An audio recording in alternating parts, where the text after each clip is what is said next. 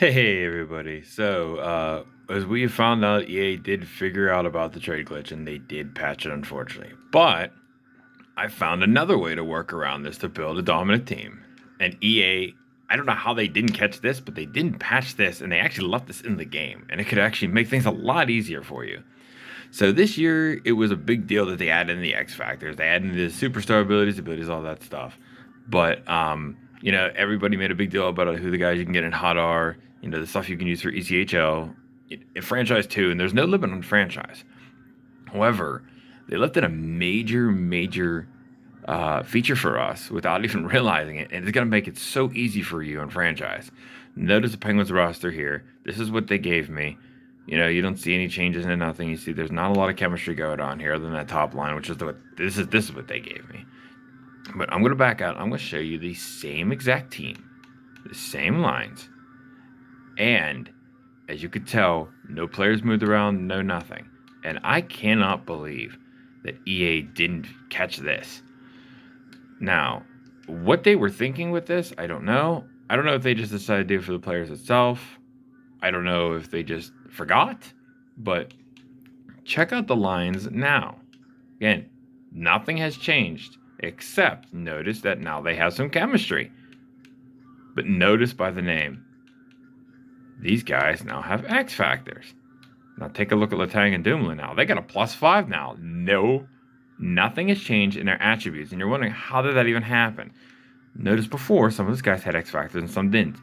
And for some reason, EA a few years ago in the edit player removed the ability to change the player type because player types will affect essentially how well, what kind of chemistry you have in the line.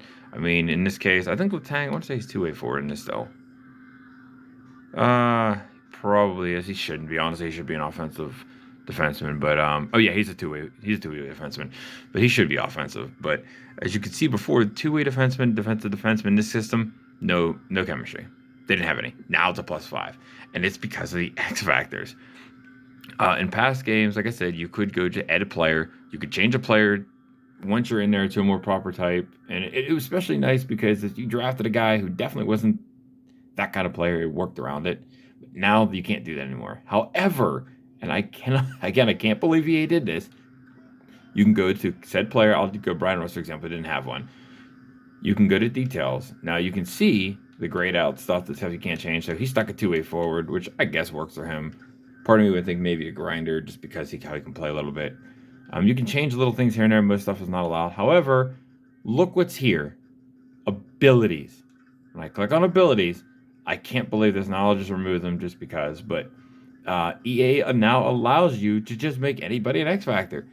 And there's no limit, apparently, on how many you can have in your lineup. I wasn't sure if that was a thing, but I've tested it, and it looks like that's the case. So you can just go right on in, and you could just give them whatever you want. Now, first things first, I would definitely pick, to make it easy on yourself, the first thing you want to do is go to this top left one here and pick, this is the superstar ability. So this is the one thing that triggers like all the time, the one thing that matters the most.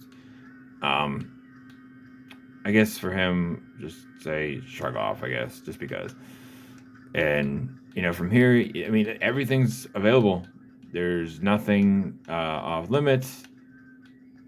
I think that wouldn't be a good one for him. We'll go with Schneip. Why not? He's been scoring some goals.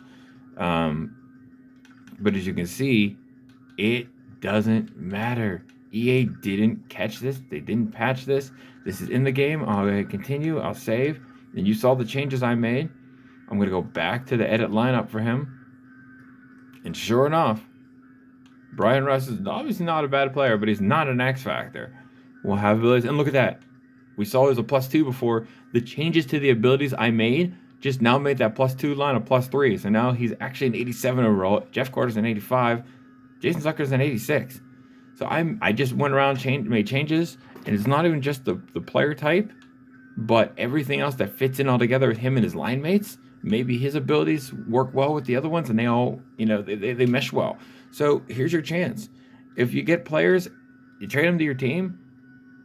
Say you have CF1, I don't like it because even when it's off, the game will tell you guys it's good for this line, and then you'll find out he gets 1 or 2 green check marks and he's not good.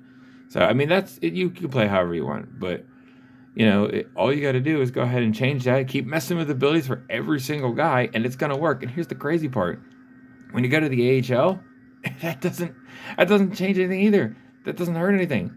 So I'll go ahead. You can see I'm already switched to the AHL and the Wilkes-Barre Scranton Penguins, and look, here's all these guys. Now none of them should have an X factor. I don't see why they would, but you know how EA can be.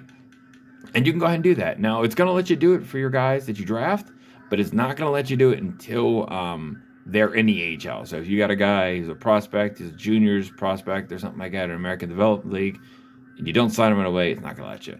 But as soon as you sign the player and they're eligible for the AHL, you can go ahead and do this.